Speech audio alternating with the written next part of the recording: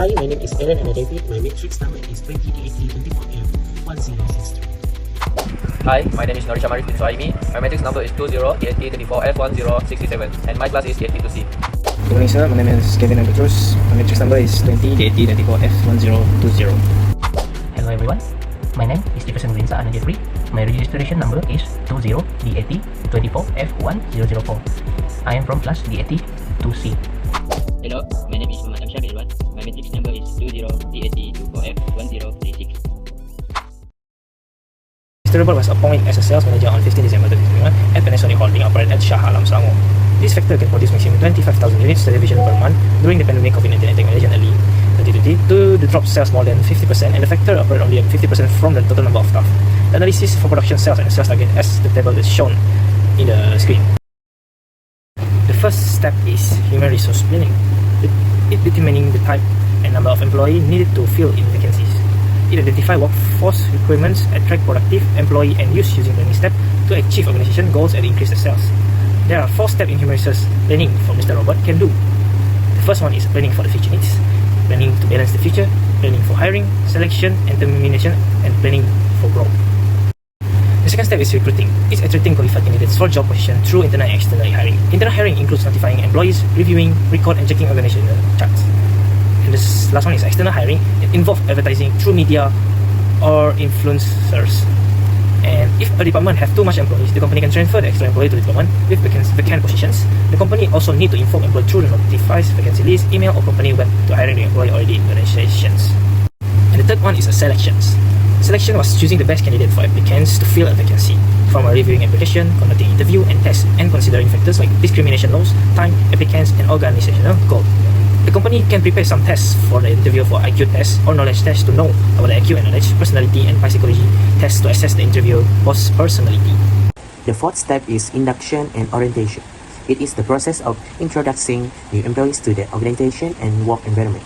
The duration for induction is shorter than orientation. Orientation is more formal process that occurs after induction and is carried out to help the employees adjust to their position and the work environment.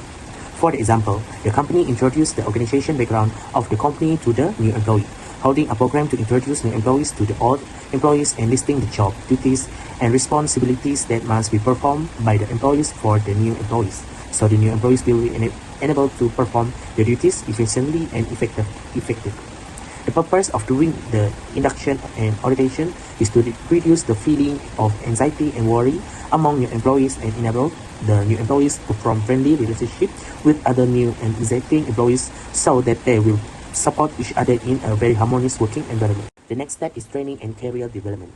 This activity conducted by organization to improve the current work performance of employees, thus enabling them to continue working with the organization.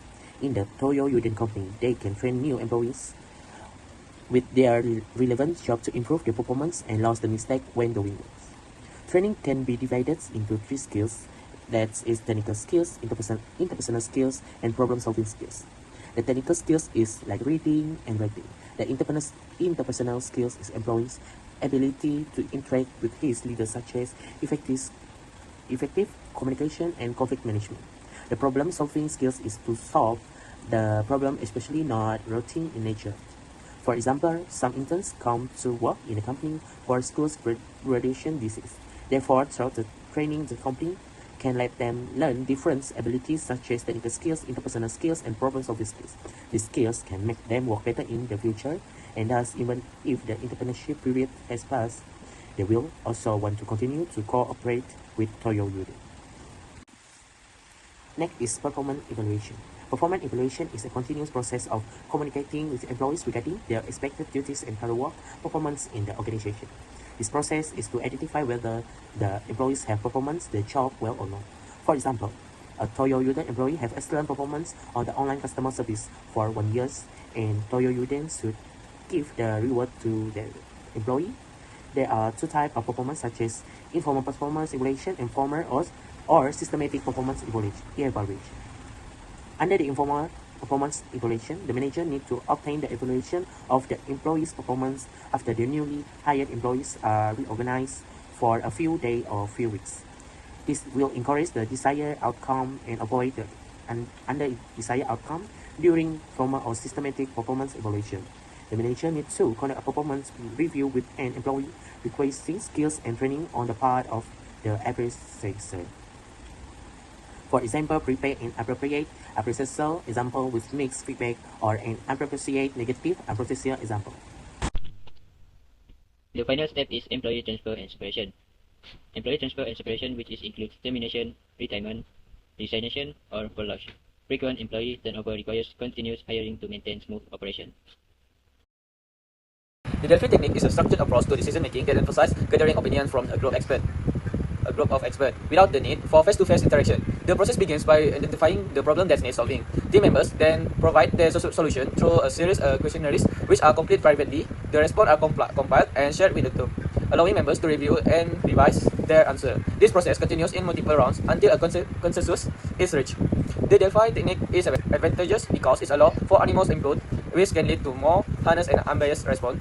However, it is time-consuming, requiring several rounds of feedback and may lack the dynamic interaction of in-person discussion. On the other hand, electronic meetings represent a more modern approach, combining the nominal group technique with advanced computer technology. In this method, computers are installed in meeting rooms and participants communicate through a network system. Their type, their response, and void of result will result project for group reviewing. Electronic meeting allow for fast anonymous input and are efficient in terms of time. However, its method can be limited for participants who are slow types and lack the depth of face-to-face interaction. The advantage of group decision-making techniques like the Delphi techniques and electronic meetings are significant in enhancing the quality and efficiency of decision. One major advantage of this method is the ability to collect more information. By involving a wider group of experts or participants, these techniques allow for a broader range of perspectives, which can lead to better informed decisions. In the Delphi techniques, for instance, experts from diverse fields can provide unique insight without the constraint of time or geographic location, resulting in a more comprehensive understanding of the issue at hand. Another key advantage is the ability to form many effective alternatives. Both methods encourage participants to provide solutions or suggestions, which lead to the generation of multiple options. The Delphi techniques, through its iterative rounds, allows members to refine their ideas and consider a variety of alternatives, while electronic meeting facilitates rapid input and brainstorming in real time. This process ensures that the final decision is based on true exploration of possible options. Another key advantage is the ability to form many effective alternatives. Both methods encourage participants to provide solution or suggestion, which lead to the generation of multiple options. The Delphi technique, through its iterative rounds, allows members to refine their ideas and consider a variety of alternatives, while electronic meetings facilitate rapid input and brainstorming in real time. This process ensures that the final decision is based on thorough exploration of possible choice. Additionally, both techniques tend to achieve a high level of acceptance among participants. The Delphi technique's anonymous nature often leads to more honest and unbiased contribution, while electronic meetings foster an environment where participants can freely share their opinion without fear of judgment. This anonymity contributes to a higher degree of trust and acceptance of the final decision. Finally, these methods contribute to an increase in the acceptance of right by allowing all members to participate in the decision-making process. Regardless of hierarchy, both techniques can promote a sense of fairness and equality. As a result, decisions that are made most likely to be embraced by all participants, fostering a collaborative environment where everyone's voice is heard. That is all the advantage for group decision-making. That's all from us. Thank you.